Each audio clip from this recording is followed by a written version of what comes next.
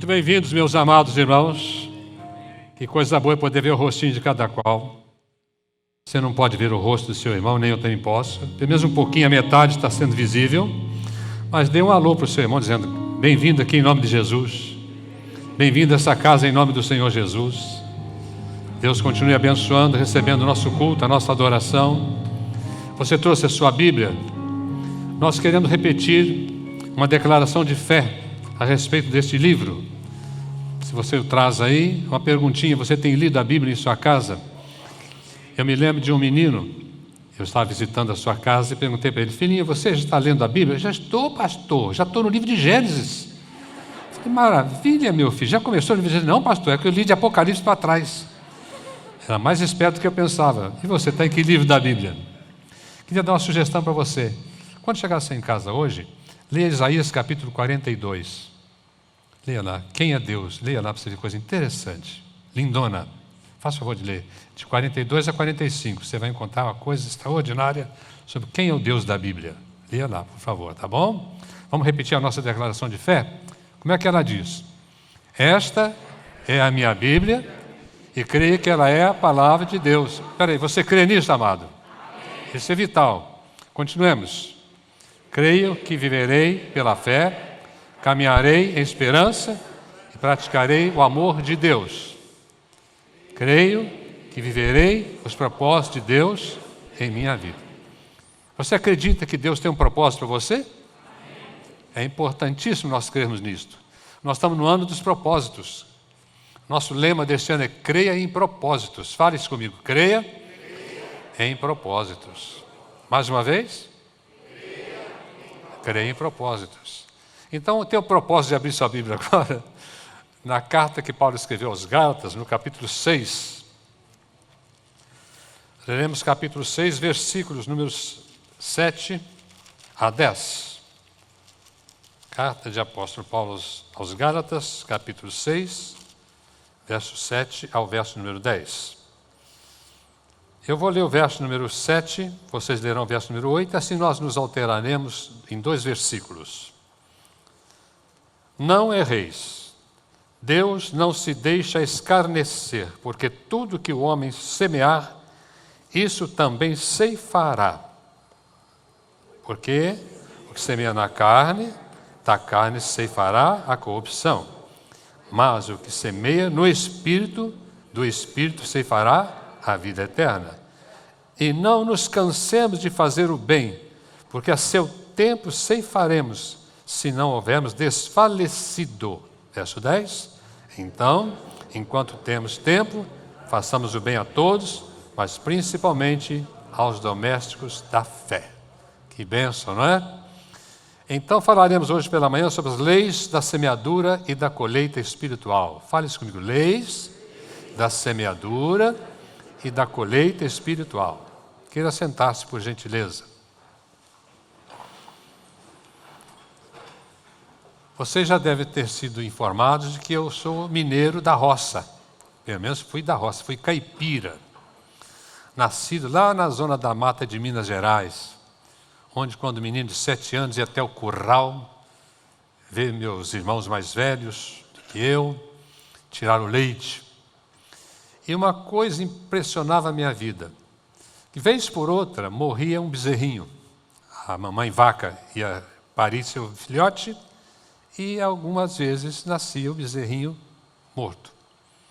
Agora, a mamãe vinha para o curral com os ubres cheios de leite e não havia bezerro para tirar o leite dela. E também, não dando para o seu filhinho, ela se fechava para a ordenha, não dava o leite para ninguém. Então a pergunta era a seguinte: como é que a gente podia fazer? Isso eu vi com os meus olhos de criança. Como é que podia fazer? Como é que era feito para que aquela mamãe que havia perdido o seu filhinho conseguisse liberar leite para outro bezerro e ao mesmo tempo permitir a ordenha, dando leite para que nós pudéssemos usá-lo? Qual era o recurso? Eles tiravam a pele do bezerro morto, colocavam a pele em cima do bezerro vivo e soltavam aquele bezerro vivo no meio das vacas. Ele ia para uma, ela o recusava, ia para outra, ela recusava, ia para outra, ela o recusava. Até que uma vaca, cheirando aquele bezerro que tinha pelo do filhinho dela, achava, esse é meu filho. Aí ela cedia o leite para ele e cedia o leite para nós. Isto me levou a pensar num provérbio de karma, dos hindus, certamente. Eles diziam assim: assim também os seus erros seguirão você, procurarão você, até achar você nas diversas reencarnações. E é sobre isso que eu quero falar. O que a Bíblia realmente diz sobre os nossos fardos? Os erros que cometemos, que nos acompanham aqui ou lá. O que a Bíblia diz? Num ponto mágico, Hebreus capítulo 9, verso 27, diz que nós vivemos uma vez, morremos uma vez, vindo depois o juízo, e assim o Senhor também virá para aqueles que o esperam para a salvação. Assim como o Senhor veio uma vez para salvar, virá uma vez para levar os salvos, e Ele só dá uma oportunidade para que nós sejamos salvos, sem que voltemos para nos reencarnar à procura de consertar os pecados do passado. Então vamos agora dizer o que o apóstolo Paulo doutrina sobre a questão das nossas obras, dos nossos procedimentos, das coisas que fazemos de forma correta e das coisas que fazemos de formas incorretas. Então a primeira coisa que nós vemos nesse texto é que o que plantamos aqui, nós colhemos aqui. Guarde bem isto. O que plantamos aqui, nós colhemos aqui. Verso 7. Não erreis, Deus não se deixe escarnecer, porque tudo que também semear, que o homem semear, isso também ceifará. Vai ceifar, vai colher aqui. Há duas formas de colheita que você encontra nesses versos. Chamada de colheita na carne e colheita no espírito. Na carne significa a nossa natureza humana, querendo viver para satisfazê-la, egoisticamente, sem termos espaço, bom, médio, ruim, ou qual que seja, mas sem termos o espaço para a dependência de Deus, vivendo para Deus. E a colheita do Espírito, que está aqui também nesses versos, que se refere a você plantar uma vida, cultivar uma vida na obra do Espírito Santo de Deus. Então nós temos essas duas sementes, a da carne, que é a nossa natureza. Carta de Paulo aos Gálatas, capítulo 5, verso 19 a 21, trata muito disto. E temos a do Espírito, Gálatas, capítulo 5, versículo 22. Então nós plantamos ou numa ou na outra. Agora é muito complicado quando você percebe alguém que é do Espírito, alguém que está plantando naquilo que Deus quer que seja feito, da sua vida, da minha vida, e essa pessoa mistura a carne com o Espírito. Então vive uma vida que é do Espírito, mas trazendo o procedimento que é da carne. Então vamos rapidamente dizer o que vai acontecendo. Primeira coisa, como dissemos, o que plantamos aqui, nós colhemos aqui. Então na carne, por exemplo, lá em Gálatas capítulo 5, verso 21, diz que nós não herdaremos o reino de Deus. Então se nós somos pessoa que investimos somente em nossa natureza, em nossa vida, em nossos caprichos, em nossos pensamentos, sem espaço para Deus, nós não herdaremos o reino que Deus tem, já começado aqui, que vai se estender na eternidade. Nós estaremos fora. Vou dar um exemplo para você de como é que a pessoa planta aqui, colhe aqui. Por exemplo, vou pegar a vida do rei Davi. Vocês conhecem a história de Davi e sabem que no segundo livro de Samuel, no capítulo 11, está a história de como ele traiu um amigo dele, um capitão, um comandante dos exércitos dele, chamado Urias. Davi se encantou com a esposa de Urias e a possuiu, adulterou. Depois, percebendo que a coisa ia encrencar no reino dele, mandou matar Urias. Então matou o marido da mulher com a qual ele havia adulterado. Isso trouxe aos olhos de Deus um peso tremendo sobre a história de Davi. E se você pegar depois a sua Bíblia, você vai perceber que do capítulo número 12, praticamente 13, até o capítulo 19, o primeiro versículo. O capítulo 19 começa assim: e Davi chorou amargamente a morte de Absalão. O que quer dizer isto? Durante o capítulo 13 até o capítulo número 19, você vai encontrar várias punições de Deus na vida de Davi por haver cometido aquele pecado, o adultério, aquele crime. Então ele plantou na carne e agora ele colheu na carne. Vamos mencionar algumas coisas que ele colheu. Por exemplo, daquele adultério nasceu uma criança. E Davi percebeu que Deus colocou uma doença, uma enfermidade para a morte na criança. Davi insistiu com Deus em oração, batalhou para Deus curar aquela criança. Deus não atendeu e a criança morreu. Também Davi colheu a dor dessa criança ter sido morta, colheu outro tipo de dor, que no reino dele, 2 irmãos se apaixonaram, um chamado Aminon e outra chamada Tamara. Aminon era filho de Davi com uma mulher, Tamara era filha de Davi com outra mulher. Mas os 2 irmãos se apaixonaram, os 2 não. O Aminon ficou apaixonado pela Tamara. Queria de qualquer jeito Tamara como sua esposa, como sua mulher, mas a Tamara não ligava para ele. Então ele planejou, ele achou um amigo, um conselheiro, entre aspas, no reino, que deu-lhe um conselho: olha, peça para o rei mandar a Tamara preparar um bolo para você e levar na sua casa, que você não está bem, quer comer uma comida gostosa, um bolo gostoso. E quando ela vier e trouxer o bolo, ou trouxer a sua comida, você vai agarrar a Tamara na marra e você vai fazer o que você quer fazer com ela. Não deu outra. O Aminon pediu a Davi para mandar a Tamara à casa dele, porque ele estava precisando de ajuda dela, para comer alguma coisa. E lá foi a Tamara, inocentemente, preparar o alimento, preparar o bolo para o Aminon.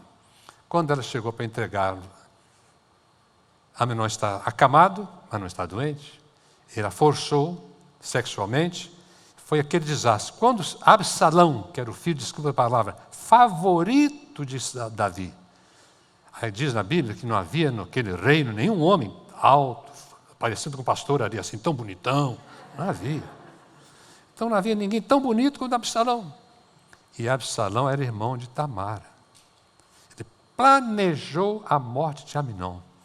Preparou uma festa, chamou os outros filhos do rei e preparou um grupinho. Olha, quando chegar o Aminon por aqui, vocês chamem de lado, espada nele, mata esse camarada. Espada. Mataram o filho de Davi. Davi chorou bastante, todo mundo sofreu com aquilo. Pior, aí Absalão foge, com medo de que o pai vai pegá-lo por causa de ter matado um de seus filhos. Na fuga, ele ficou 3 anos fora. Depois voltou. Com 2 anos de volta, ele não foi ver a presença do pai, o rei Davi. E o Davi também não foi atrás dele. Então Absalão preparou um exército para dividir o reino e conseguiu enfrentar o pai e os seus exércitos. Morreram 20.000 homens nesta batalha, por causa daquele adultério, por causa daquele crime. Pois bem, não terminou ainda, porque Absalão continua agora à frente de um comando, está no comando de um exército. E ele foge numa das batalhas e a cabeça dele, com muito cabelo, parecia o meu assim como vocês estão vendo, agarrou nos galhos das árvores e ele ficou dependurado. Então veio um soldado, um comandante do exército de Davi, e com a lança atravessou o coração de Absalão. Quando a notícia chegou a Davi, ele chorava assim: Absalão, meu filho, Absalão, meu filho. Chorava intensamente. Isto porque plantou errado, colheu errado. Quando nós plantamos, nós colhemos. Vou perguntar de novo. Quando nós plantamos, nós colhemos. Pense, por exemplo, num homem famoso também quanto à sua força, Sansão. Sansão se apaixonou por uma mulher dos filisteus. Gostou da garota, ficou apaixonado por ela. Chamou seus pais: vamos até a casa dela, eu quero casar com essa moça. Aí o pai e a mãe disseram: mas meu filho, você tem tanta mulher bonita, tanta moça certa aí para casar no nosso meio, você vai casar com uma mulher pagã? Ele respondeu aos pais assim: mas ela agradou os meus olhos. Livro de Juízes, capítulo 14. Então, Sansão acabou casando com a mulher errada. Ela agradou os olhos dele, mas não era a mulher certa.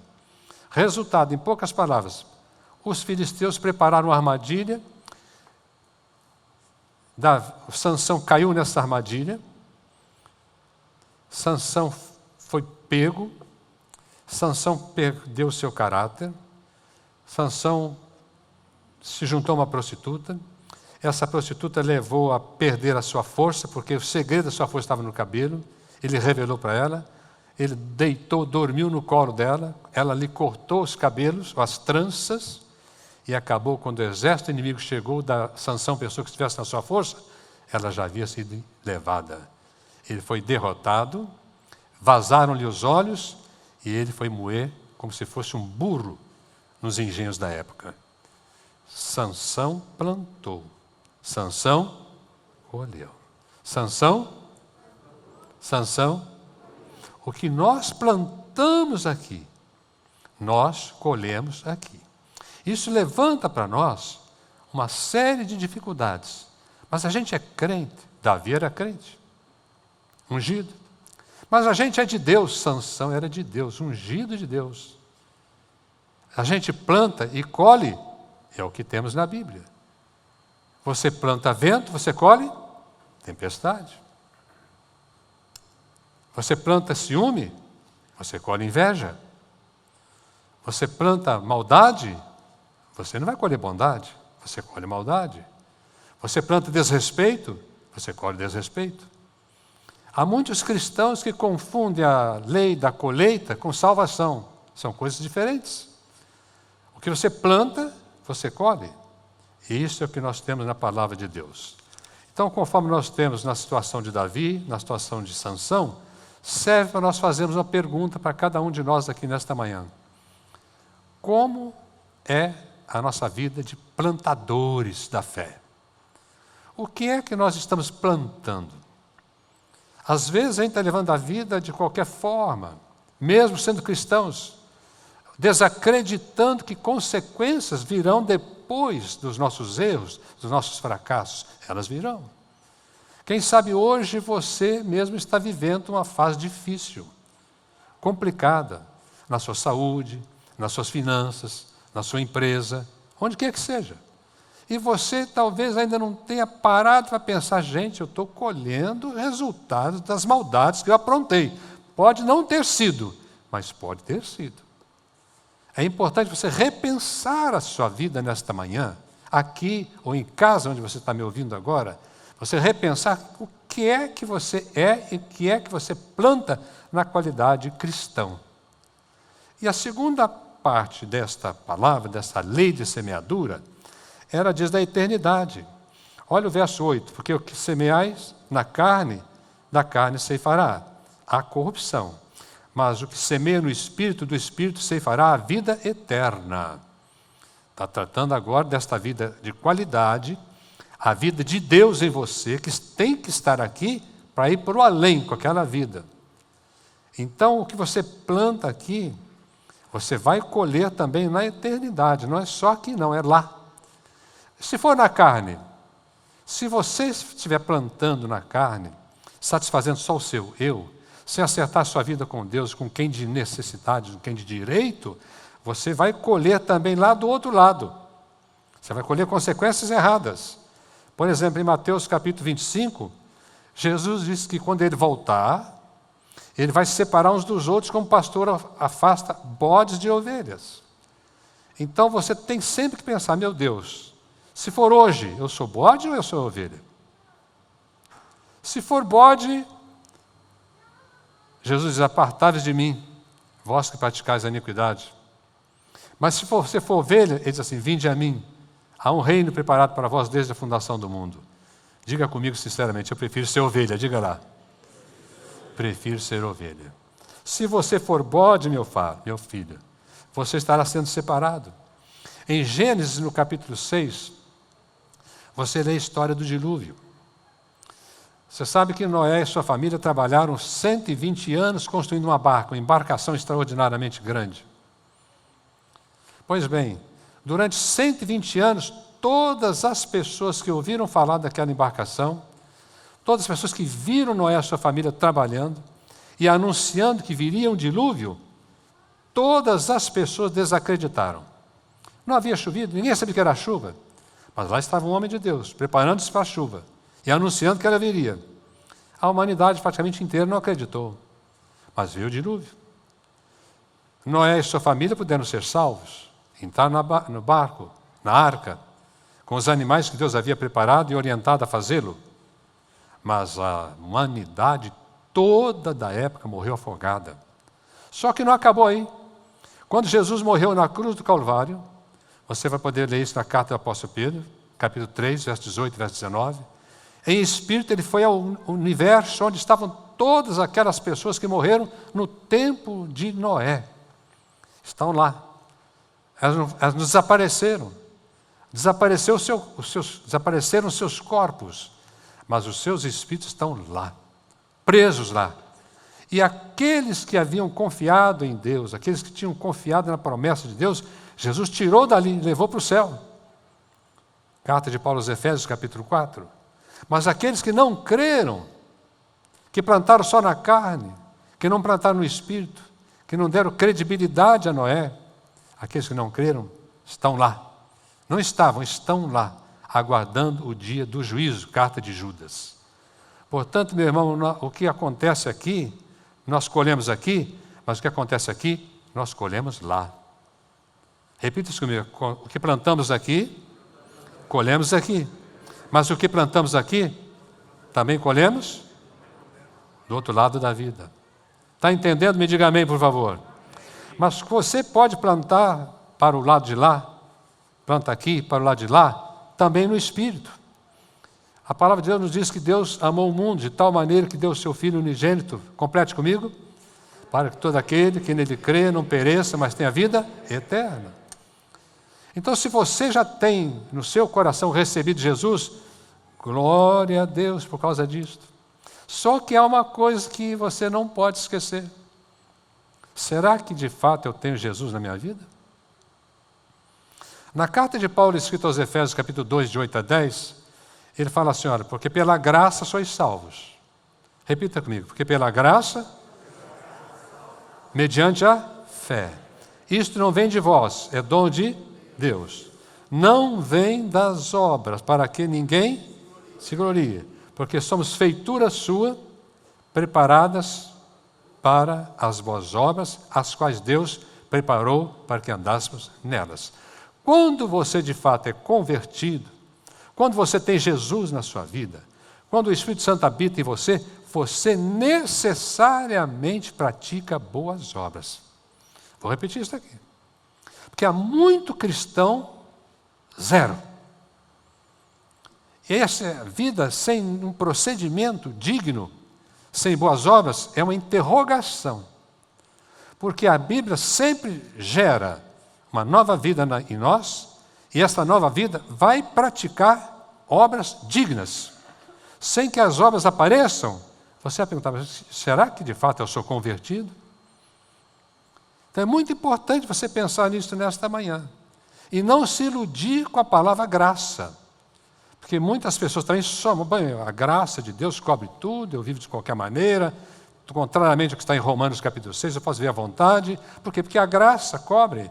Deus pagou por mim, Jesus pagou por mim. E nós podemos cair nessa ilusão de que, sendo frutos da graça de Deus, nós não temos que produzir boas obras. Pelo contrário. Se nós somos de Deus, se de fato somos convertidos, se de fato somos crentes, necessariamente nós devemos praticar boas obras. Fala essa palavra para mim, boas obras. Jesus diz assim, olha, na casa de meu pai há muitas moradas. Então te aguarda do lado de lá, recompensa de você estar na fé. E Jesus diz assim, olha, ele vai vir, Mateus capítulo 25, e separará uns dos outros, mencionei esse verso, e você vai fazer parte das ovelhas, daqueles que estarão com o Senhor, com os planos dele, com os propósitos dele, para o reino e para toda a eternidade. Você está garantido em nome do Senhor Jesus, porque você plantou no Espírito. Diga glória a Deus por isso. Agora, em último lugar, o que plantamos aqui virá o tempo da colheita. Não se esqueça de que tudo que você planta no reino de Deus, como cristão ou não cristão, tudo que você planta chegará a hora de ser colhido. Tudo. Mas você pode ter dito assim: pastor, eu me converti, acertei minha vida, só estou colhendo coisa ruim. Eu vou te dar uma ajuda daqui a pouco. Necessariamente tem que haver um tempo de colher. E Deus vai abençoar você para colher aqui. Necessariamente isso vai acontecer, sempre tem um tempo. Assim como o lavrador conhece o tempo em que deve colher o seu plantio, Deus sabe o tempo em que deve dar a volta e obedecendo ao caráter dele e ao plano dele para dar a você a recompensa. O que você planta com Deus, você fará com Deus em nome de Jesus. Deus não vai falhar. Assim como o lavrador não erra o tempo, Deus não erra o tempo de dar a você a colheita das suas obras. Então eu gostaria de incentivar você de 3 formas.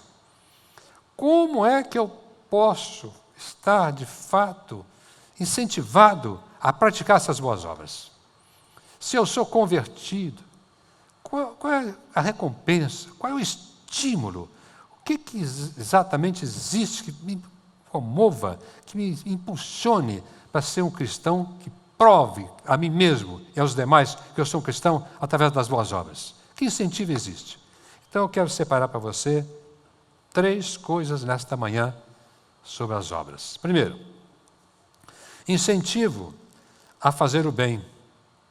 Porque na carta de Paulo aos Efésios 2, que nós já mencionamos aqui, diz-nos que nós fomos gerados pela fé, Deus nos deu essa graça, colocou a fé no nosso coração, e pela fé nós somos salvos, mas nós somos preparados para boas obras.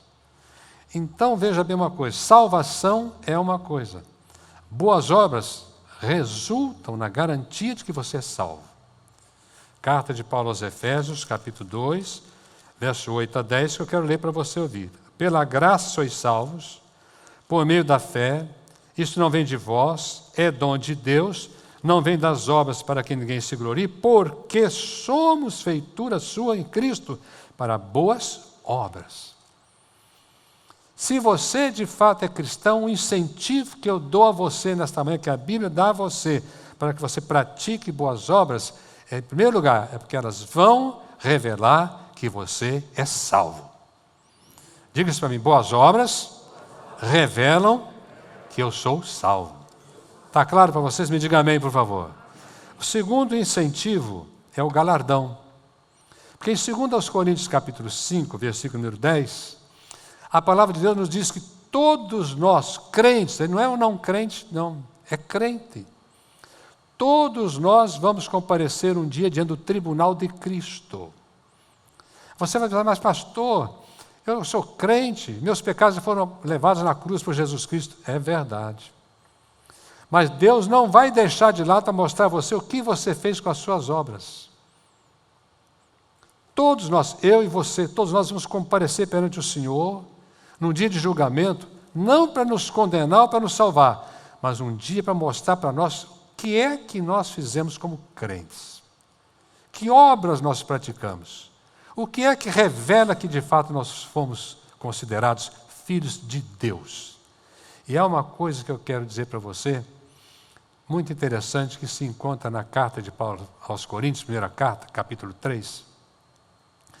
Se a obra que você praticou neste mundo permanecer, se for uma obra boa, que revelou, que revela que você é crente, que exaltou a Deus, que está no Espírito, você receberá galardão. Então esse é o primeiro incentivo. Você receberá galardão. Diga a palavra galardão.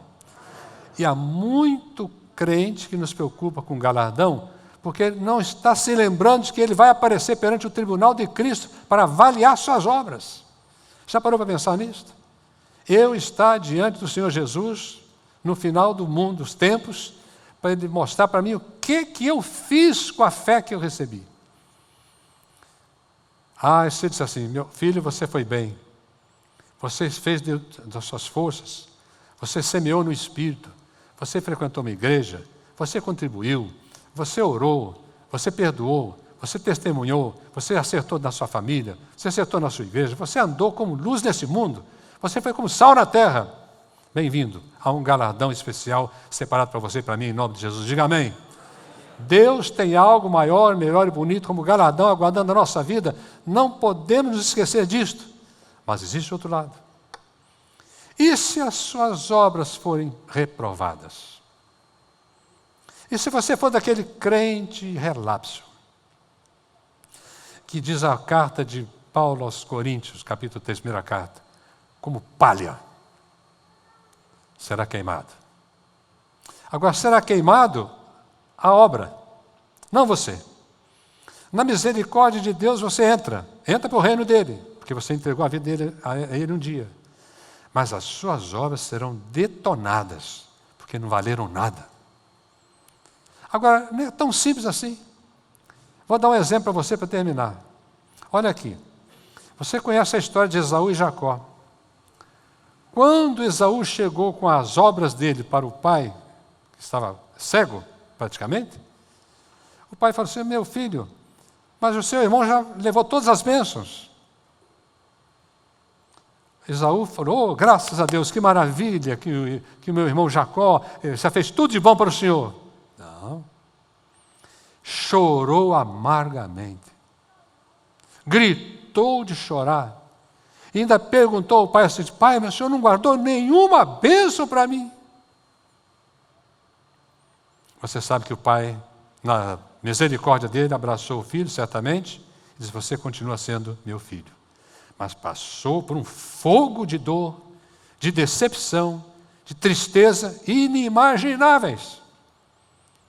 De fato que você é cristão e não pratica obras boas, não é uma pessoa que leva Deus a sério, você não tem uma vida de oração, você não lê a palavra de Deus, você não frequenta uma igreja. Ora, muita gente queira perdoar, que poderia estar nos cultos das igrejas hoje em dia, não estou dizendo só que não, qualquer igreja, mas nesse mesmo dia que podia estar adorando, está passeando no shopping, ou está indo para a praia, não está reservando o dia que Deus estabeleceu para ser adorado como o povo dele. Nós temos que repensar a nossa conduta. Todos nós que estamos aqui, estamos nos nossos lares. Temos que repensar, porque as obras vão revelar quem nós somos, e as obras serão avaliadas no tribunal de Cristo.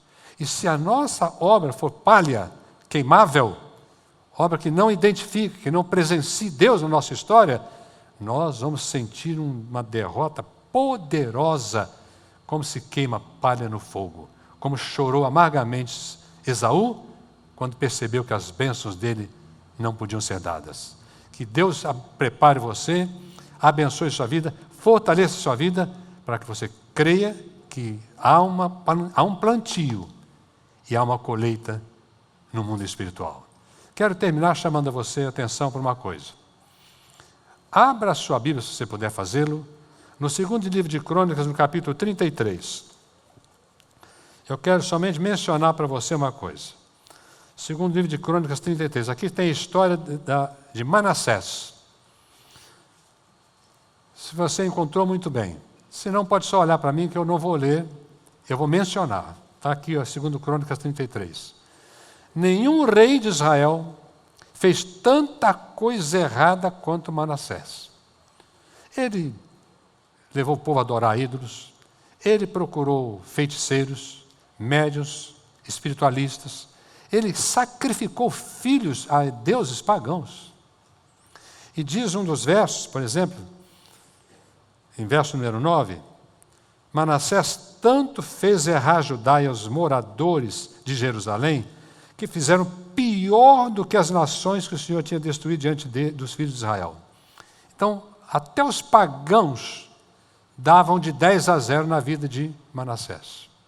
Tão ruim que era esse cara.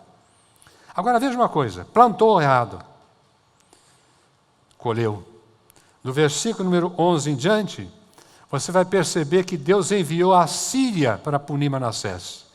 Ele foi pego no meio dos espinhais, ele foi acorrentado, foi levado para a Babilônia para pagar o preço dos seus atos plantados de forma errada.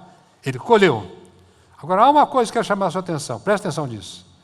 Só que quando ele estava colhendo os frutos amargos do seu mau plantio, ele se humilhou. E eu quero chamar a sua atenção para isto. Verso número 12. Ele, angustiado, orou deveras ao Senhor seu Deus e se humilhou muito perante o Deus de seus pais. Fez oração e Deus se aplacou para com ele, ouviu sua súplica e tornou a trazê-lo a Jerusalém, ao seu reino. Então reconheceu Manassés que o Senhor é Deus. Agora veja o verso 14, como é que começa. E depois disso edificou o muro de fora da cidade, etc, etc, etc. Você vai encontrar até o versículo 17, tudo enquanto é obra boa que Manassés fez depois de depois de reconhecer que o Senhor é Deus. Se você é crente e você está colhendo coisa amarga, se você está como Manassés sendo levado para o cativeiro, humilhe o seu coração, acerte com Deus, reconheça que Ele é Deus, Ele vai dar a você a oportunidade de você praticar boas obras para o louvor e glória do Senhor Jesus. Bendito seja o nome do Senhor. É muito importante você plantar no reino, colher no reino de Deus. Amém? Vou fazer um desafio para você nesta manhã. Presta atenção. Talvez você esteja colhendo de forma desagradável, colhendo coisas ruins, seja na vida financeira, seja na sua mocidade, seja na sua igreja, seja na sua família, onde quer que você esteja, você está vivendo um fardo, vive um peso, estou colhendo coisas ruins. Eu quero saber de você que está me ouvindo aqui e também nos lares, se você está colhendo coisas pesadas, ruins, que você não esperava colher. Você teria coragem de levantar a mão para eu saber se tem alguém assim? Levante a mão. Temos várias pessoas que estão colhendo coisas ruins. Você pode ser crente, pode não ser. Mas pode ser que venha alguma coisa do seu passado. Pode não ser. A palavra-chave é humilhe-se. Humilhe-se como Manassés o fez perante Deus. Agora, se você está colhendo coisas boas na sua vida hoje, levante a sua mão que eu quero saber. Muito bom, muito importante. Glória a Deus por isso. Perdure e procure fazer o melhor ainda. Deu para entender? Quem faz justiça, faça justiça ainda. Melhore. Um homem, um líder espiritual de uma grande nação, um pastor, começou a sentir a fraqueza da sua fé. E não havia nada que consertasse. Ele perdera a motivação de pregar, perdera a motivação de ser fiel à família, perdera todas as motivações da lealdade, da sinceridade e da fé. Então alguém disse a ele o seguinte: olha, o senhor é pastor, há uma freira nesta cidade que vai lhe aconselhar, vai dizer o que o senhor pode fazer para renovar a sua fé. E ele foi lá. Sabe o que ela disse para ele? Vá até a fazenda tal, você vai encontrar aquela máquina, sabe aquela máquina de tirar água do solo? Você bate na alavanca assim, sai água? Alguns conhecem. Quem conhece esse tipo de máquina? Com a mão você abaixa a alavanca e a água sai. Quem conhece isso aí? Vários conhecem. Vá até aquela fazenda, pega aquela bomba lá, faz assim, quando você levantar, a água vai nascer. Ele falou para a freira o seguinte: mas eu já fui beber água daquela fonte. Quando eu baixei, dei pouca água, bebi. Eu já fiz isso aí. Falei, então você vai voltar exatamente lá. Vai de novo e vai mais a fundo. Porque quanto mais a fundo você for, mais água brotará. Ele foi lá, a fundo, afundou a máquina, começou a puxar. E a água transbordou. Uma lição para a sua vida. Você pode estar bebendo bem ainda. Você pode estar bebendo coisa boa ainda. Eu acredito nisso. Procure beber o melhor em nome de Jesus. Não pare na gotinha que entrou no seu copo. Não pare lá. Você está lendo um verso da Bíblia, leia 2. Você está começando a contribuir, seja dizimista e contribuinte. Você está aprendendo a andar em amor, peça perdão a quem de direito. Você está em casa, no lugar de estar aqui, vem aqui também cultuar a Deus. Leve a sério, procure melhorar a água que entra na sua vida. Faça da fonte algo mais profundo, algo melhor, em nome de Jesus. Dá para entender? Me diga amém. Agora tem outra coisa. Talvez você venha aqui, mas você não é cristão, não é convertido. Seja aqui, seja no seu lar. Você não pertence a Deus ainda. Se você não é cristão, saiba de uma coisa, você está separado de Deus. As obras que você pratica aqui também vão atrapalhar você aqui e vão separar você na eternidade. Mas hoje, se você não é cristão e você quer entregar a sua vida para Jesus, o perdão é completo. Você tem entrada a esse reino maravilhoso aqui e no além. Se você não pertence a Cristo ainda e nesta manhã, toma uma decisão, seja aqui ou no seu lar, de entregar a sua vida para Jesus, eu quero que você levante a sua mão assim, eu quero hoje pertencer ao Senhor Jesus, pertencer ao reino de Deus. Há alguém nesta manhã aqui conosco? Levante a sua mão para eu saber, alguém nesta manhã que não é convertido a Cristo e nesta manhã entrega o coração a Jesus, levante bem alta a sua mão, por gentileza, para eu saber nesta manhã. Há alguém? Não há ninguém aqui que ainda não é convertido, vem para Jesus hoje, amém. Valeu. Vamos orar ao Senhor agora. Queira levantar um pouquinho, por gentileza. Eu queria que você levantasse a sua mão comigo, se você estivesse disposto a dizer, Senhor, examinando a minha vida de cristão, eu quero me dedicar nesta manhã a ser reconhecido por mim mesmo e para as pessoas que me conhecem como um crente de boas obras. Deu para entender? Quero ser reconhecido diante de Deus, diante de mim mesmo e diante das pessoas que eu sou um crente que pratica boas obras. Levante a sua mão se você quer orar comigo nesse sentido. Faça no seu coração esta oração agora. Ore ao Senhor. Diga vocês para Ele.